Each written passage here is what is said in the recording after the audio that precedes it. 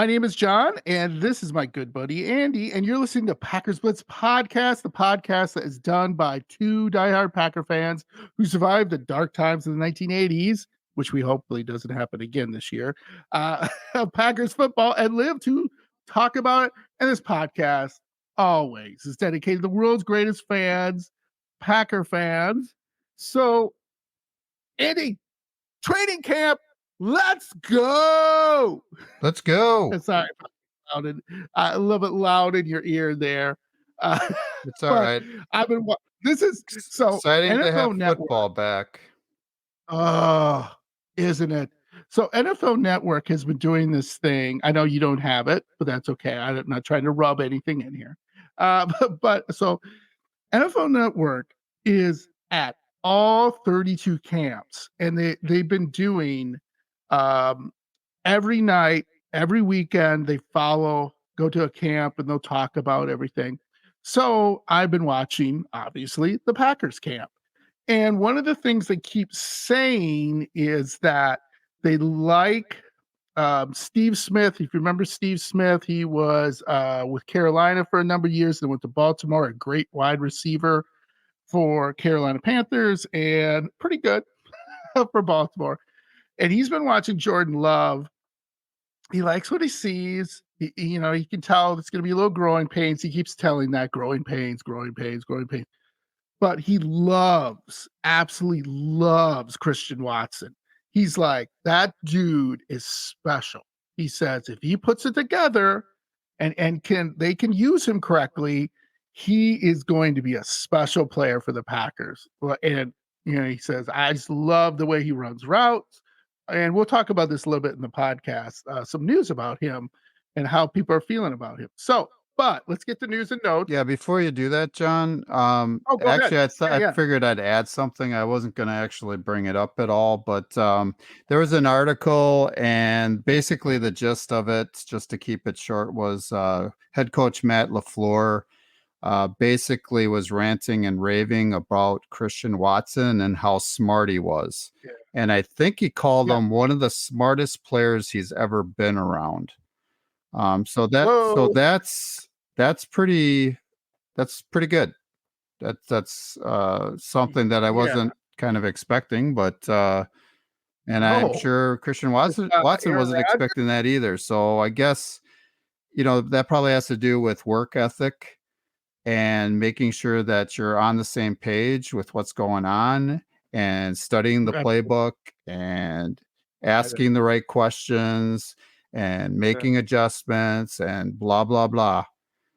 So you can just keep talking about that. But it's good news for the Packers organization and Packer fans and for Christian Watson himself. And it's great that Matt is recognizing him. So figured I'd bring that up. And you have to. Yeah, you have to now. So let's get in. Great. I appreciate that because that's an interesting article. I glanced at it too. So let's get into news and notes. Sterling Sharp, Mike Holmgren advanced to NFL Hall of Fame finalists. Yay! So that is awesome. They made the cut from 30 to 12 in their respective categories. Again, I'm not going to get into this too much because we always want to keep this under an hour. I'm talking to the Hall of Fame voters. If you do not put these guys in, I'm coming to your houses. No, I won't do that. No, come on, guys. This is a slam dunk. I mean, Sterling Sharp we've already been through this in other episodes. He was the best player on the field for a long time. It wasn't his fault that he had a neck injury and it was related to his health. Okay. And his brother Shannon has said many times, Sterling is a better player than I am. And he is in the Hall of Fame. So come on. And Mike Holmgren, I went through it in the last podcast, episode 30 and 29, too, about his staff, Andy Reid and all Steve Mariucci and all these guys on there who are incredible coaches, or at least decent coaches, right? Especially Andy Reid. He's more than a decent coach. and he had him on their team. So the guy knows talent and he knows how to get things done. And he took Brett Favre from a hillbilly, beer drinking, good old boy to one of the best quarterbacks in NFL history. So, anyway, I don't know if you want to add anything on that, Andy. Yeah, the only reason I put it in there, John, is it's just a little follow-up to what we had talked about before, that they advanced. So that's great news again, for them to be again recognized in this way, and they made the cut. So again, from down from 30 finalists to 12 in each of those categories. I would guess the categories would be wide receiver and head coach. So yeah, that's pretty great. So we'll keep everybody posted on that. That's we want to do that. So it's kind of a follow up to what we had talked before. The next one also is a little bit of a follow up. So I'll let you read that one off. And so this is called karma. This is called Packer karma. Do you ever mess with the Packers? Be careful what you say. That's why Aaron Rodgers is saying all nice things. He's not getting out of hand. Not saying the Packers did this and that. Being a Jet, he could easily said that because Packers karma, it comes back to bite you. So former Packers wide receiver Amari Rodgers was waived by the Houston Texans in a mutual decision. It isn't a mutual decision. So let me tell you that he initiated. Yeah, Amari said that he initiated it. He talked with the front office and they came to this decision, but that he started that process. So whatever mutual decision, his words, whatever mutual decision means, right? Okay. So any response, to that, John, yourself? No, I mean, no, other than the Packers karma. Yeah, Packers that's karma. well put. That's why Devontae Adams too has been very careful what he's saying. He hasn't come out and been really critical of the Packers. Yep. Anyway, Well, so let's move on. We'll get to that in just a few minutes. Yeah. Okay, let's go to the next one, John. Yeah, next one. So, U.S. gymnast Simone Biles, I believe that's her pronounce her last name. She was asked if her husband's safety, Jonathan Owens, would be basically on the team. She said he'll either be cut or fined. She's there to support her. Obviously, her husband's comeback after being, and I didn't know this, that he was 2 years away from the sport. Am I reading this right?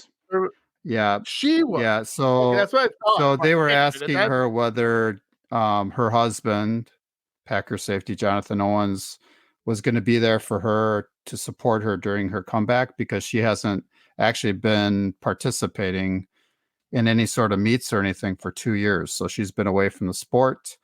And they were asking her whether he was going to attend any, and she's like, no. If he does, he'll either be cut or fined, and that's the way it works in the NFL. So no, so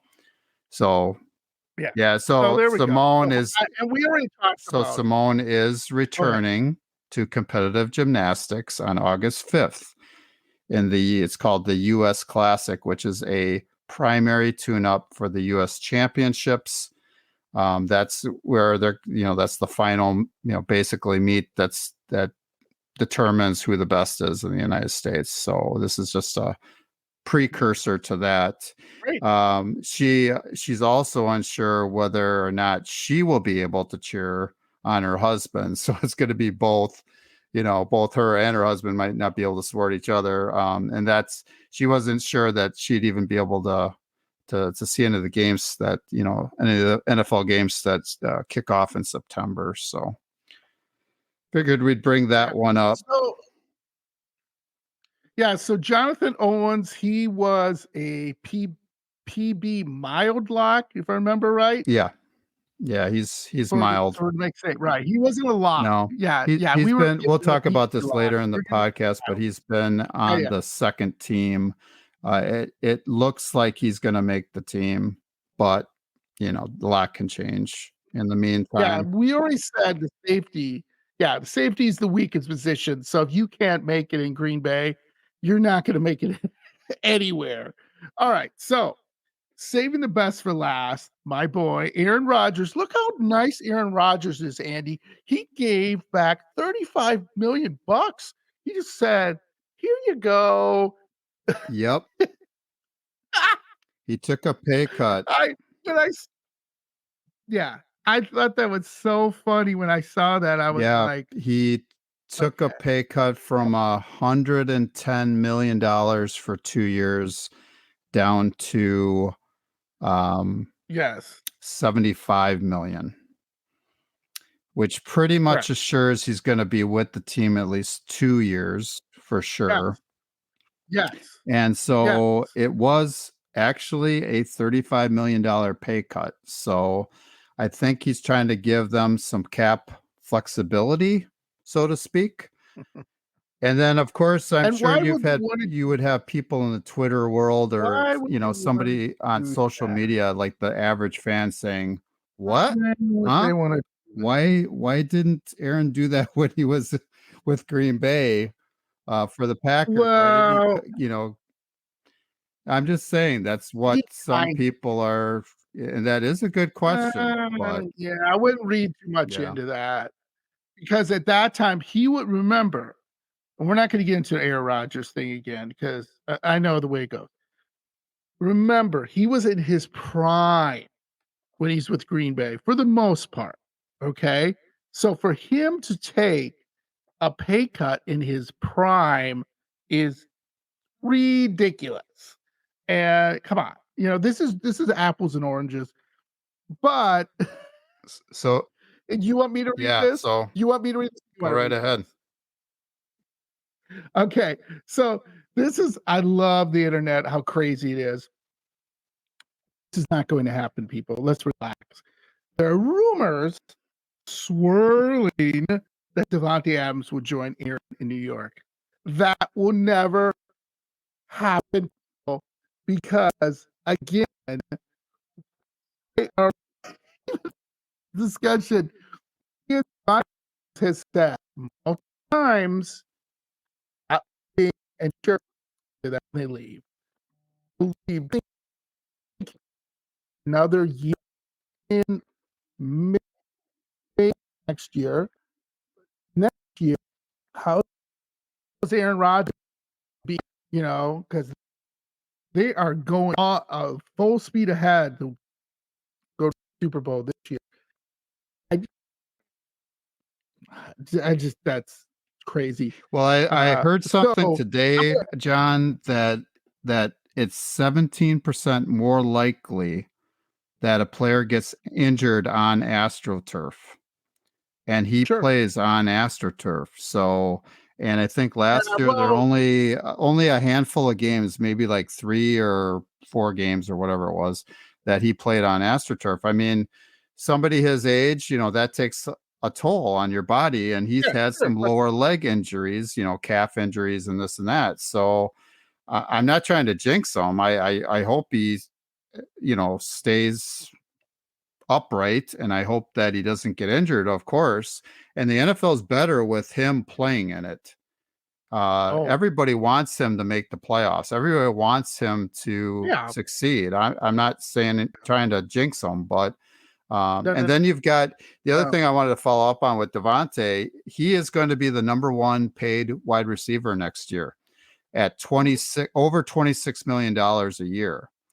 And yeah, so again, the Jets have to be able to afford that. And again, I'm not sure what their cap situation is, have no clue, but to bring him into the fold, he's due 26 over 26 million yeah, that's dollars. I not think it's close to yeah, 27. He will be the number one paid wide receiver next year in the National Football League. yeah. And yeah, he deserves it. I'm not saying he He doesn't, does, but it all has to work. So yeah. So, but yeah, lots of rumors on that, flying around after that pay cut that love room, Aaron took. So, figured we'd love just room. bring that up. Yeah, Why yeah, not? yeah. Why not? You wanted to say this, but I'll say this. You big apples. You're right. I know you mentioned money and stuff. That's yeah, that's very Yeah, how fond about memory. that Big for, apples. some of the, yeah. There's, those rumors, those rumors that start swirling. You like the Swirling. wording with that, huh, John? I love the wording with that, my Well, friend. again, on Packers Blitz, we try to state more facts than rumors, but Yeah. there are several Mm, sources that were, yeah. talking about this. That's why we're talking about this. We aren't saying it, of course, it's going to happen. No. We're just saying other people are saying it might happen. Yeah, they Again, got if it were me, and again, like some people like to say, if I was a betting man, I would say that's a no. I don't think that's going to happen. I think that ship has sailed, and I that think, ship has sailed. yeah, I don't think that's going to happen. No, But no, no, no, no. yeah, So let's excited training camp. Andy, take it away with takeaways after first week of training camp. yeah, we're going to talk about each position group. John, Packer fans out there, Packer Blitz fans, Packers fans all over the world. John mentioned something about Australia, the Czech Republic, and all over the world listening to us. So, Europe, baby. yep.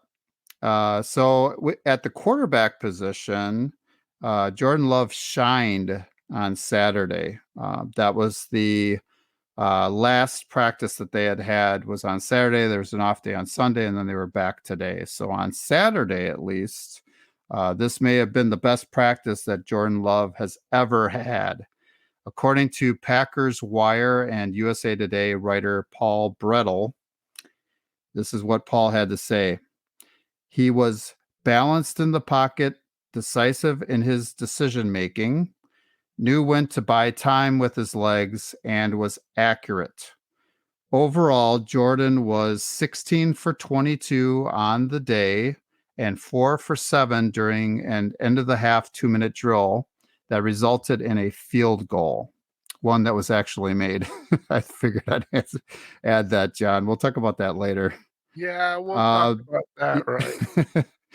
the play of the day came when Samari Toure ran an out and up route where Love dropped the ball in perfectly out of the reach of the safety, but also didn't force Toure to drift towards the sideline.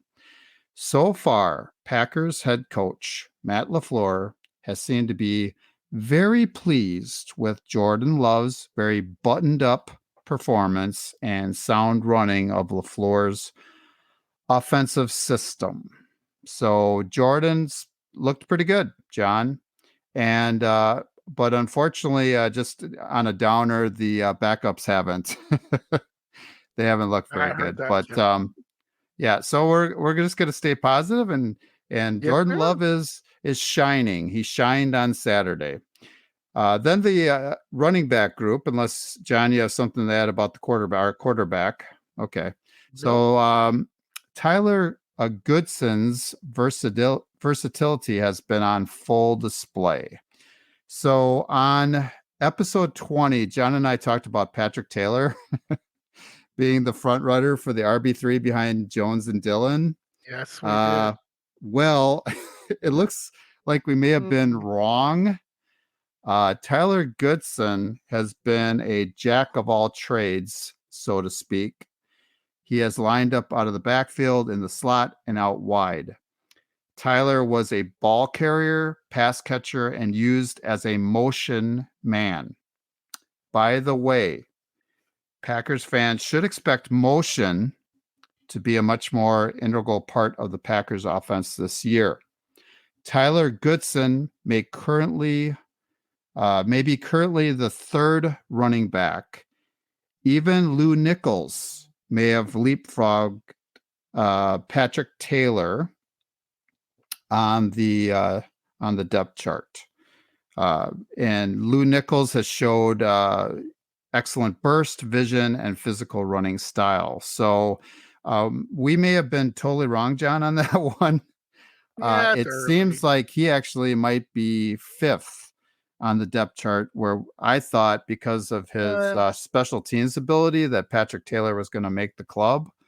There is a good, it looks at least so far that Tyler Goodson, because of his versatility, might make it in his place. So they most likely are only going to keep 3 running backs, John. So we already got Jones, Dillon, and that leaves one spot left. So and it looks as of now, it might be Tyler Goodson. Anything to say about the running backs, or move on? No, it's early. It's early. And typically this what happens early. If people, they have the extra burst and everything because it's the first week and everything. And then they start throwing blitz packages and the rookies are getting their butts kicked. And, Patrick Taylor's coming in and saving the day. Because really that's what it comes down to. You want your running back to be able to, and Aaron Jones does a pretty decent job, and AJ Dillon pretty decent of picking up the blitz. But if you can't pick that up, Jordan Love's gonna be on his backside more than he wants to. So you can't have a rookie in there. And like I said, once they start and doing all these different things, then you'll see like Lou Nichols fall apart. But we need, especially with the running back de-evaluation. You probably have heard that a million times, where all these running backs are getting angry because they're not getting paid right or feel they're paid right. And, it's just kind of, you don't need guys in there who are going to be on practice squad because you can pick someone up pretty easy. So, again, we'll see. We'll see. My biggest question is, can Tyler Goodson play special teams? And if he can't, then there has to be somebody else to take his place. And we'll talk about that a little bit later. There's somebody that was cut that I believe played on our special teams unit. And I could be totally wrong on that, but you have to have somebody on special teams and somebody that can do a good job. So tackle. That. So we're going to talk about the tight end position then, and we're going to actually we're going to talk about all 4 of them. So it looks as if all 4 players are going to have roles with the offense, which means it seems like all 4 are going to make the team. Really? And so that's what they're saying so far. So Tyler Davis? Exactly. Yeah. Well, I'll talk about that in a second. So here's USA Today's assessment of the Packers tight end group. And this is what USA had to say. USA Today had to say. Luke Musgrave has basically worked with the starters since day one and brings playmaking and as a pass catcher to the position with his speed and ability to line up in the slot or out wide and stretch the field. Josiah DeGuara is the versatile H-back. That's all they had to say about him. Tyler Davis has held up really well as a blocker so far. And if he continues to do that, he will carve out a role. Yeah. He even had a nice pass blocking rep against Lucas Van Ness, by the way. So he actually kept. Welcome to the NFL, rookie. Yeah. Tucker Kraft did not, I believe. Tucker Kraft, meanwhile, has spent most of his time lined up in line at the line of scrimmage, but was very good with the ball in his hands at South Dakota State. He dropped out of practice on Saturday and was seen wearing an ice wrap around his right thigh, just to let you know. Musgrave and DeGuara will most likely see the majority of the snaps at the position. And that was all the info that Packers Wire and USA Today provided for us about our tight ends.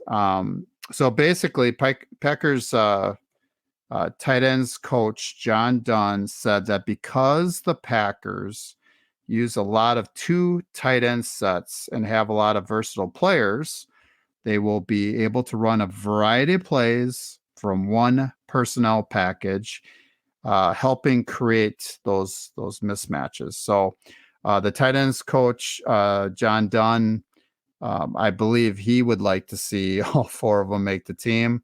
John, I'm not sure what your thoughts are on that. Usually, most teams are keeping 4 or 5 of them. Yeah, Um, typically. but the problem for me is Josiah DeGuara, not to pick on him, he just hasn't shown much. So, No. hopefully he's totally healthy and he's going to be, a really good performer Right. for us. I hope. He just hasn't shown Well, me anything. Can barely even break a tackle. So, right.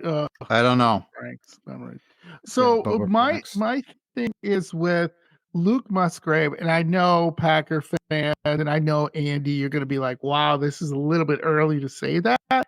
He totally reminds me of Travis Kelce. I saw him in an interview, and he was just like super confident, like super like totally into everything. He didn't look like a rookie. He was like Kelsey when they interview him. He's kind of smug and he kind of smirks and he's kind of making jokes and he's kind of like, I'm like, oh my God, if that is true, personality wise, and if he can play like that, oh wow. But the thing I have Tucker Kraft, he's probably going to be put on the PUP list. I think he is still having trouble with injuries because, again, when I saw an interview with him on Packers.com, is where you can look at these views. He just looked like he's not getting it. Like he looks wide eyed and just kind of like, wow, this is big time. And he just didn't seem as confident as Luke Musgrave. He looked like, yeah, I'm ready to go. Let's go. Tyler Davis, yeah, okay, whatever. And I agree with Josh DeGuara. The good thing about it is that he knows offense. This is what his second year in the offense or third year. I think it's Second, his right? third. I think it's actually Third. his Oh third. yeah, third. So if you're not getting it by now, you're not going to whack. And he just doesn't understand. When he was at Cincinnati, he would make plays get open, and he was a nice, for what a draft pick. But he just is not translating. You hope he does, because there are no excuses. And we'll see. Family night comes up August 5th, and they'll be running all of these different packages and everything like that. And I'm excited for that, because it's football. But I don't know. Tight ends concern me. I think there's a lot of work to do.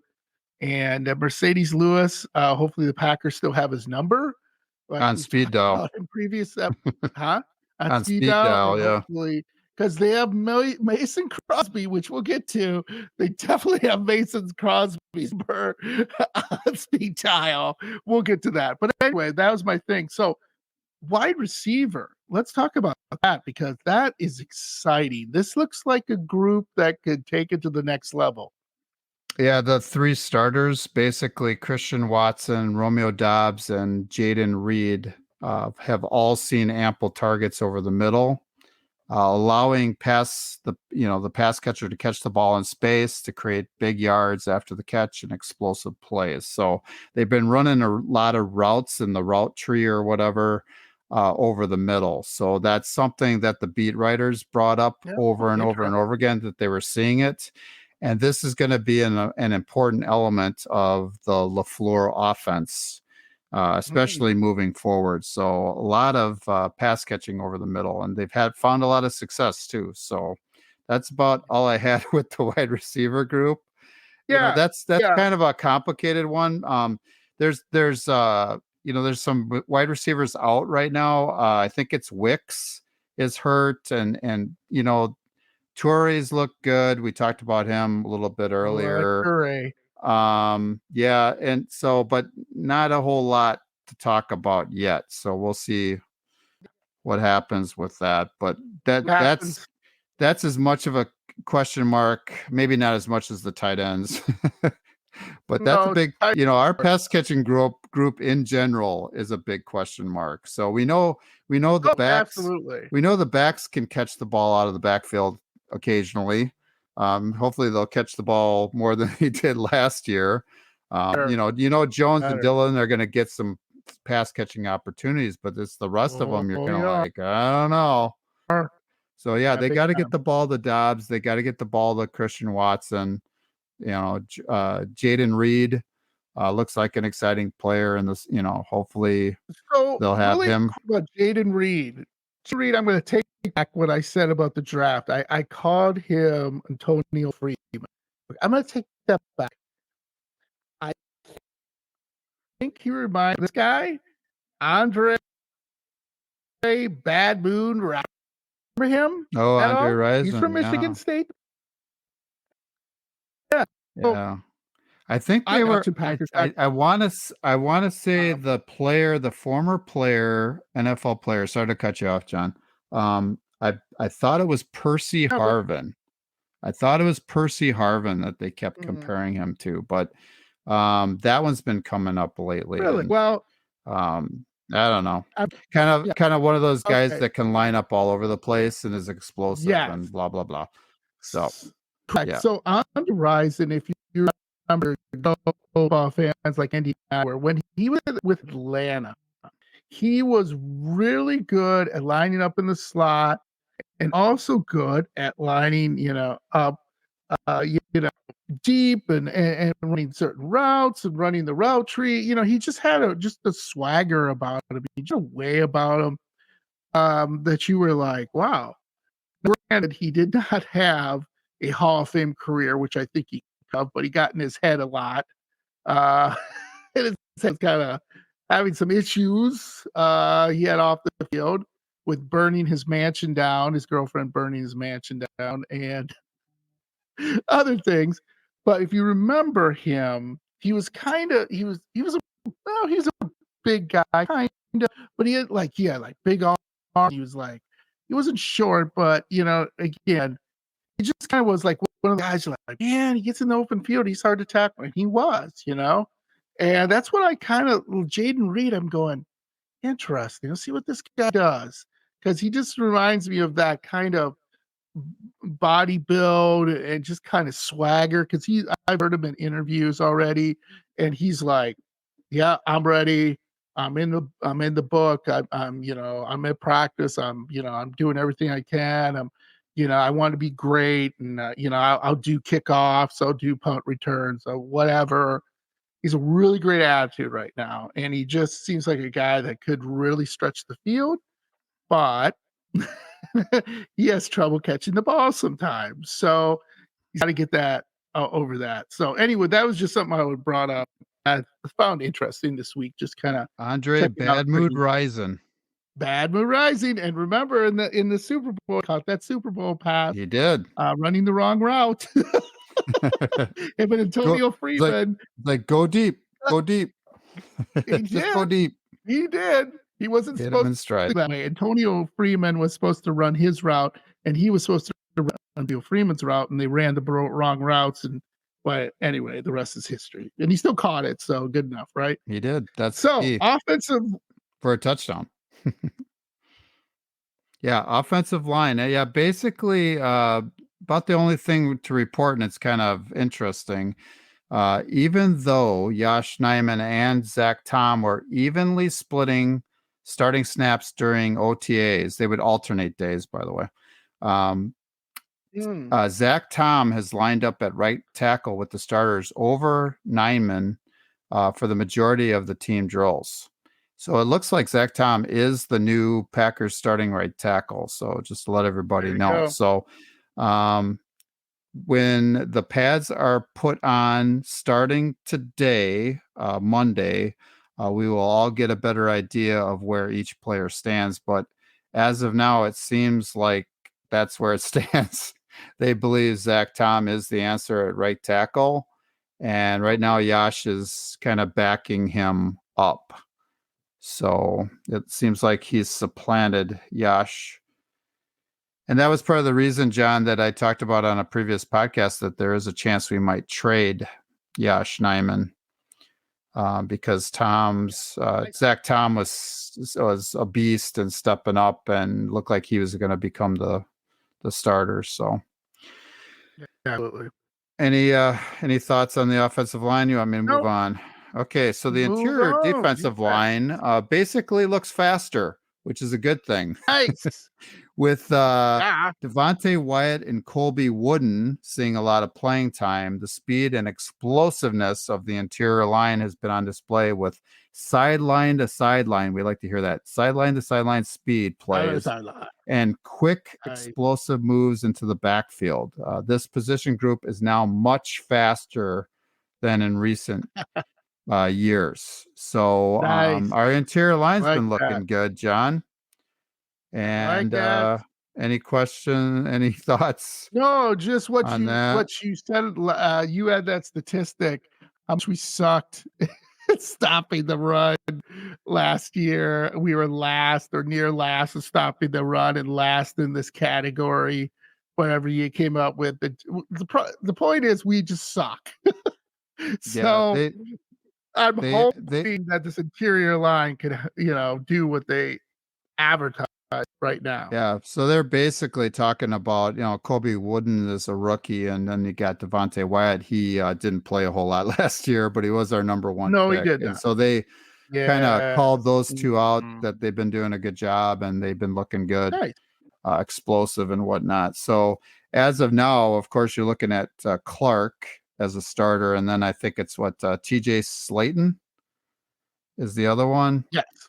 And so Devontae Wyatt and Colby Wooden are kind of sprinkling in there, and then you've got some other guys behind them at the moment. So, but so then edge rusher, basically been hearing a lot of good things about Lucas Van Ness, and he has played with the starters here and there.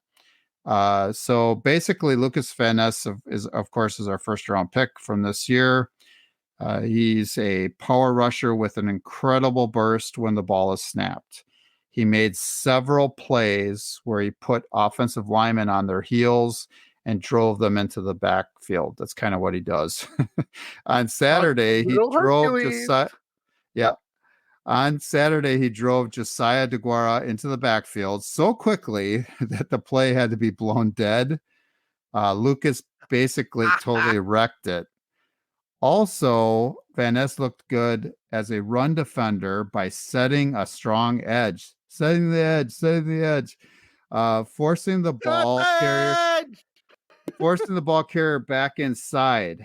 This is an area where the Packers edge rushing unit has to improve. And John, like you always scream during a Packers game, set the edge, right? Colin Kaepernick is still running on us. He's been out of the league for like 4 years. And guys, if you want, don't be depressed. But if you want to be depressed for whatever strange reason, maybe you got like your masochistic. Go and watch the 2012, 2013 divisional game against the 49ers where Colin Kaepernick ran for over 200 yards. Yeah. And the funniest thing, the announcers, Joe Buck, like it's Joe Buck, right? His dad, Jack Buck, and Joe Buck. But Joe Buck was screaming into the microphone, "How's this happening? It's the same play. I can't believe it." I remember him saying that, and I was just like, yeah. Because we couldn't set the edge to say college. Boom, boom, boom, boom. Oh, nightmare. So yes, thank you. Set the edge. Yeah, whew. Packer fans out there. Also, I wanted to mention too. There's been some articles about Lucas Van Ness, and basically he's been like the first player in and the last player out. And they said he had only gone out to eat like once or something to a restaurant. And so he's been at the facility quite a bit and showing a lot of dedication, great work ethic. So I figured I'd bring that up. Yeah. Before we move on to linebackers. Yeah. So I was going to say really quickly. Go ahead. Hold on a sec. Just 1 second, buddy. I was just going to say, Lucas Van Ness, people at Iowa, people when we drafted him, just in general, were like, "Why didn't he start at Iowa? What's the deal?" And remember, again, I'm going to repeat this because we said it in our draft episode. They do it at Iowa a little differently. They give it to the veterans people, seniors, juniors who are still playing well, and you have to really, really earn it to get in to any of the defense, starters and everything. And Lucas Van Ness was still able to do that, and was still able to get in there and still make an impact where he was drafted in the first round. So again, you're never going to see anybody outwork this guy. He's just got to get his technique down, which is going to be hard and frustrating for him at first. I think that's going to be his biggest thing. Just like David Bakhtiari, if he's in his, you know, good frame of mind and everything and is healthy, he's going to take Lucas Van Ness to school. I mean, it's not even going to be funny, but I'm just excited about this kid. But again, Packer fans, for your enthusiasm, we know he works hard, but he's not going to be another like Joey Bosa or the other Bosa brothers and come in and have 8-10 sacks. If he did, Andy and I will be doing wheels and we will film it. We will put it on video. If that happens. That would be interesting. Yeah, John, with Rashawn Gary as of now on the PUP list, and we don't know whether he's going to even be back. When he's going to be back. Right. Lucas is going to play. It's just a matter of going to play. Yeah, situationally when that's going to be. And they were talking about lining him up over the center or up the middle and just having him try to barrel over guys and just speed rush them and just rush them. And just blow through the middle.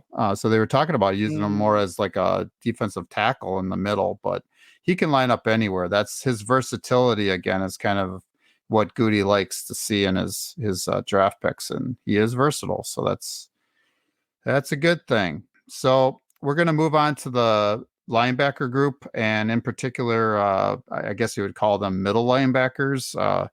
And I guess in certain defenses, they might be considered outside, but they've had a sound start to camp, especially the veterans or the starters. You've got Quay Walker and Devondre Campbell have been very solid. Against the run game, they're meeting the ball carriers at the line of scrimmage instead of 5 to 7 yards down the field, AJ Hawk-like. So AJ Hawk. Yeah, like at the line of scrimmage, not 5 to 7 yards down the field. So in the passing game, they both seem to be around the ball when it came their way as well. So they're looking good. So that's a good thing. Like John said last podcast, they might be a strength, to our defense, hopefully. Right? Yes. Right. Hopefully. In a recent interview, Quay Walker said when he said that he thought about his 2 ejections the entire offseason. That's his quote. He thought about that. Reminding himself that he must change. He hopefully has learned from those mistakes and has matured. I love the fact, hopefully John loves it too, that he owned it and is moving forward with composure and grace. And that's some of the wording that they had used is that his composure and his grace. So I figured I'd bring that up. So that's great. That's awesome. It's great to see him maturing and whatnot. And that's what he said he had thought about when he had those 2 ejections last year. So he's been thinking about it the entire offseason. He should be. So you shouldn't be getting kicked out of 2 games. Fine, you got kicked out of 1, but then you don't get kicked out of the second, right? Yeah. Any thoughts on the linebackers, or we're moving on? Okay. Moving on. At cornerback, as we already know, Jair Alexander has been a beast. So he's been really impressive, which is no surprise. The ball is not going his direction. And when it does, he is all over the wide receiver, forcing multiple pass breakups.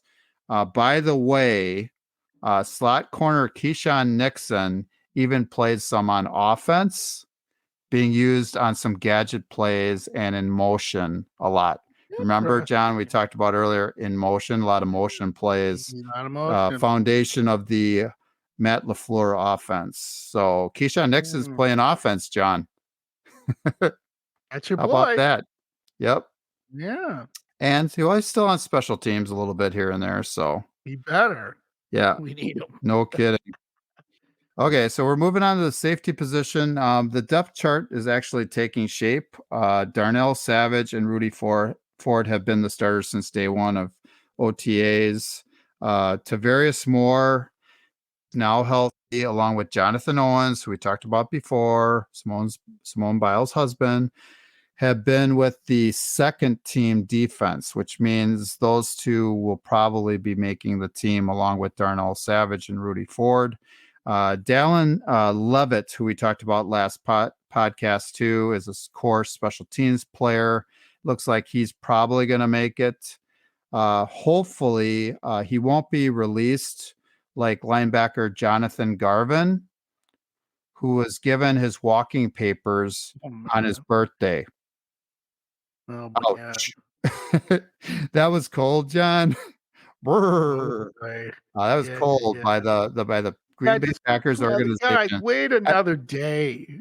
Right? Exactly. Did you hear about that, John? So I figured I'd bring it up. I was going to do that in the news and notes, but I decided to add it in right there. But okay, not a good. That's kind of a big thing that popped up like 5 or 6 times. They did what? Exactly. Whoops. Why did they have to do it? Wish him a happy birthday and then cut. Hey, Jonathan, my man, here's your cake.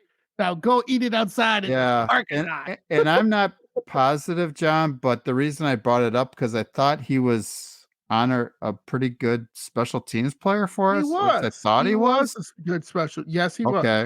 Okay.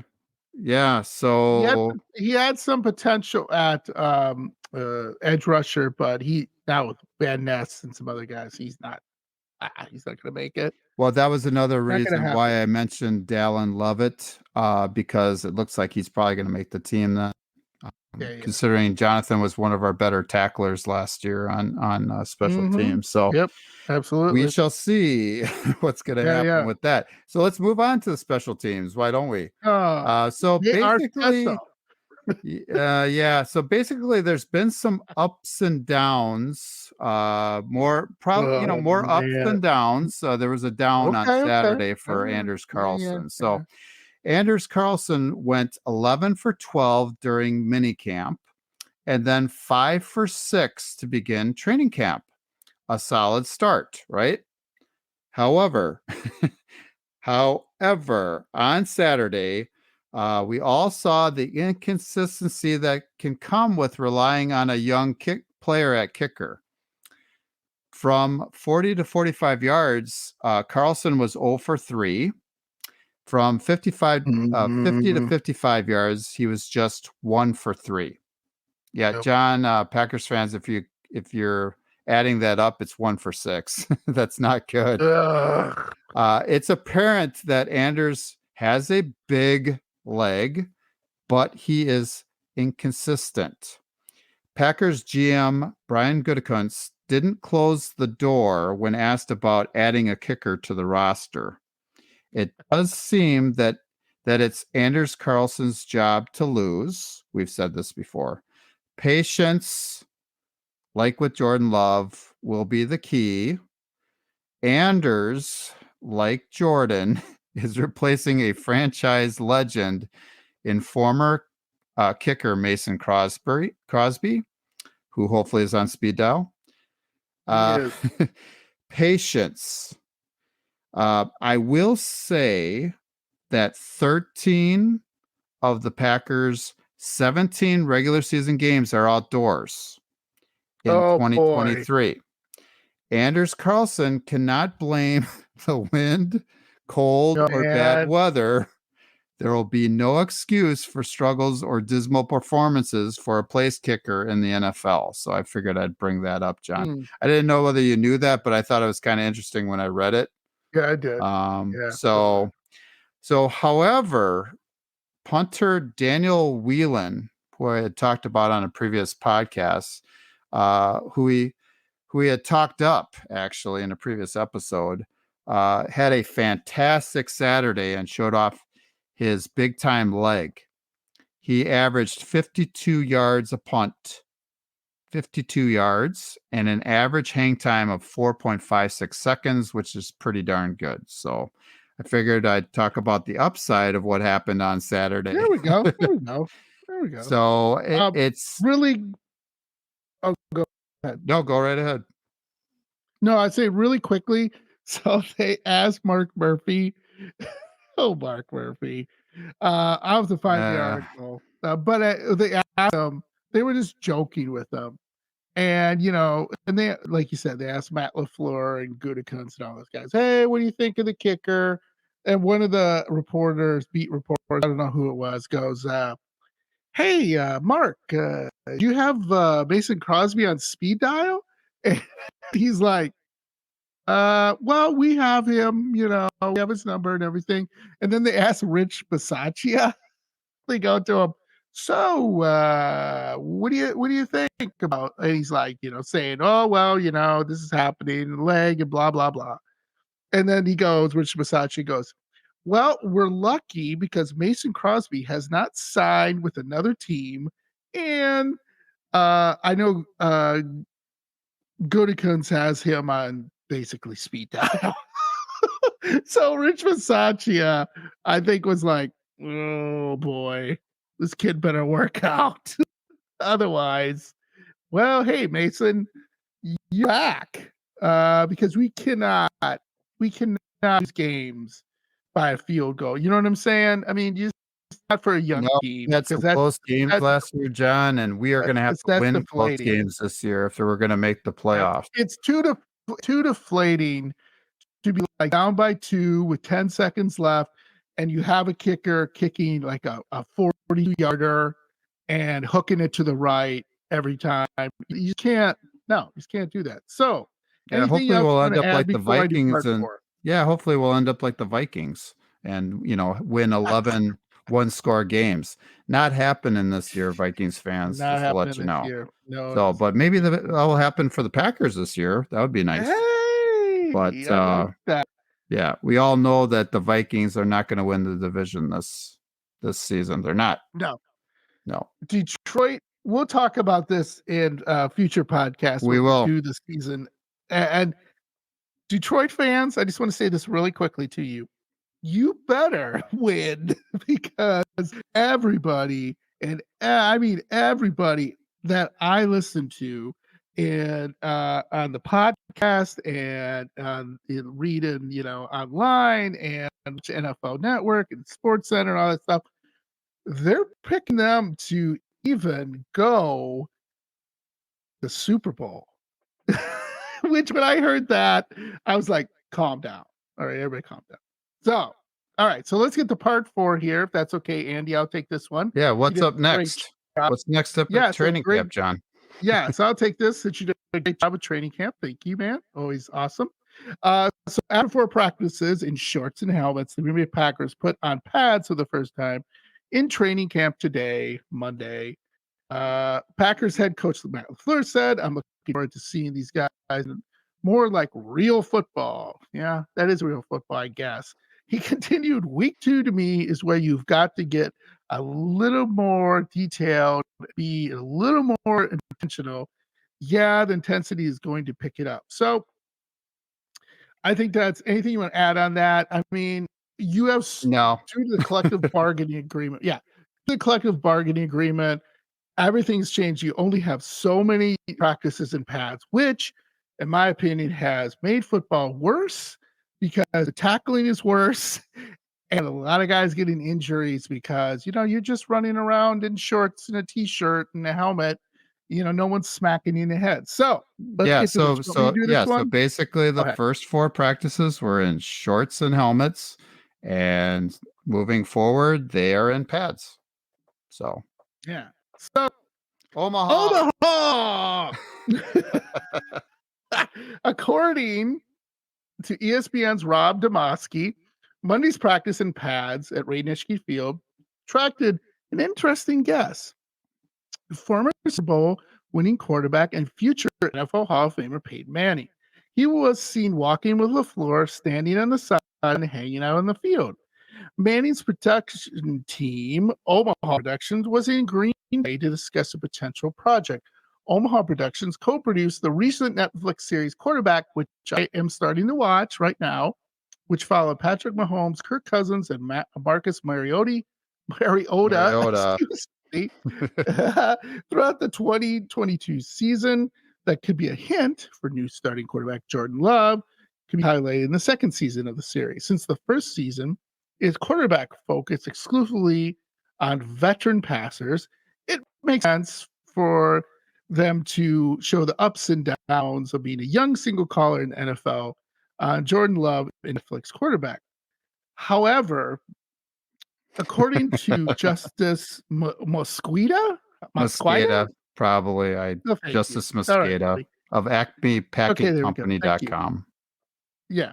Historically, the Packers have been very conservative, and I already said this a million times in terms of much buzz, from the different things like, Hard Knocks and and Stay recently away from that. their social and their social media team was ranked dead last in the league by Complex. I don't know what the hell that is.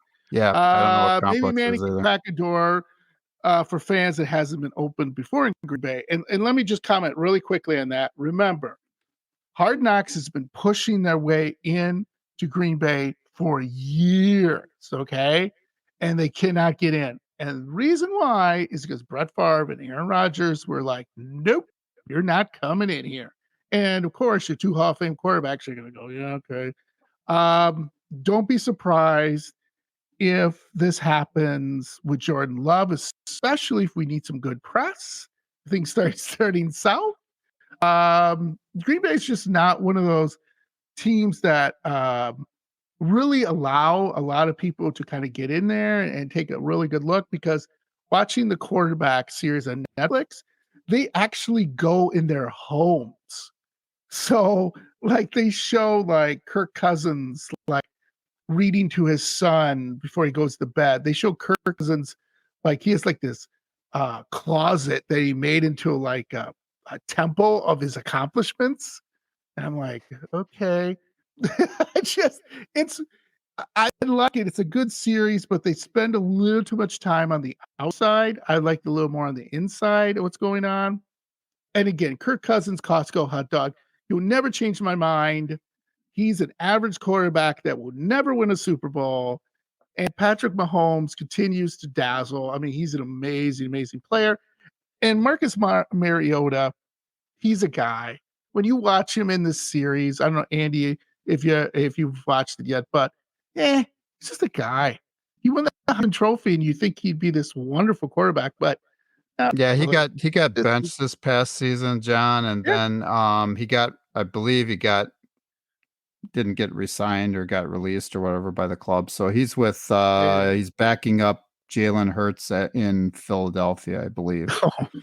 So he's not even with the team anymore. So so Omaha. Let's see if he gets in there. Yeah, John, I was going to say one last thing, but they've been trying to get Joe Burrow to do this coming season. And there's several quarterbacks that have turned them down.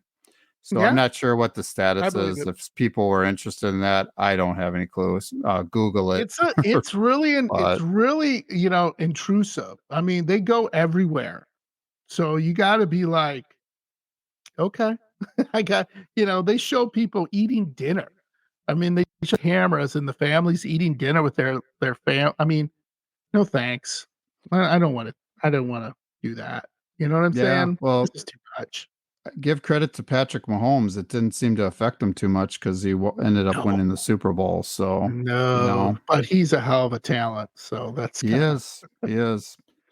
Yeah. So all right, so wrap this baby up. Wrap it up. So things we learned today, everybody, Packer fans out there, Packer Blitz fans, people all over the world, people all over this nation. The first thing that we learned, number one, Amari Rodgers is unemployed. The second thing we learned, you won't see Simone Biles at Lambeau Field anytime soon. Sorry, fans out there that wanted to see that great gymnast. She won't be probably at many games.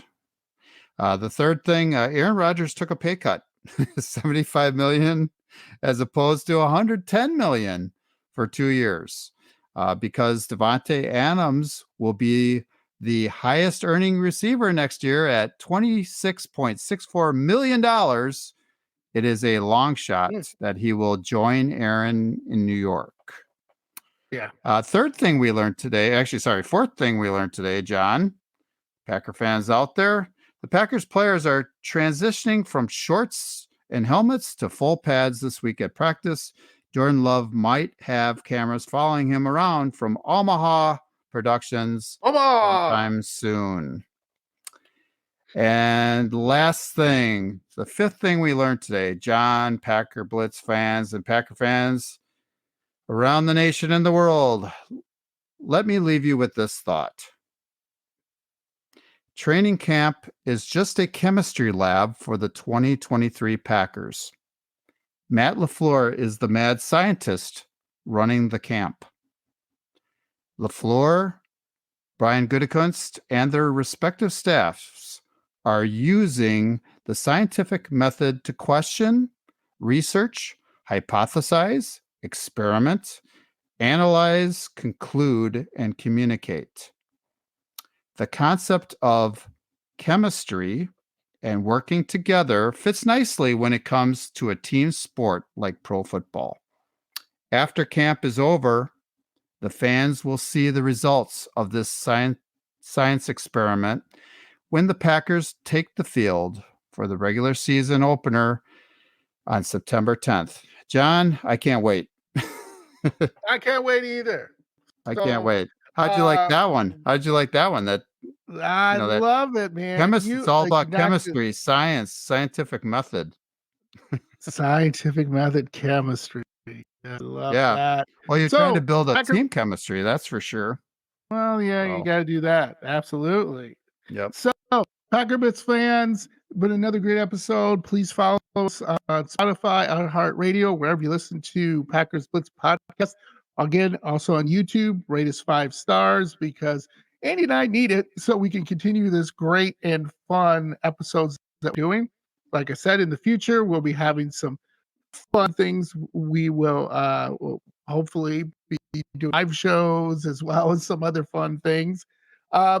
We might not be on next week, Packer Blitz fans, just because we are normal people and we have normal lives.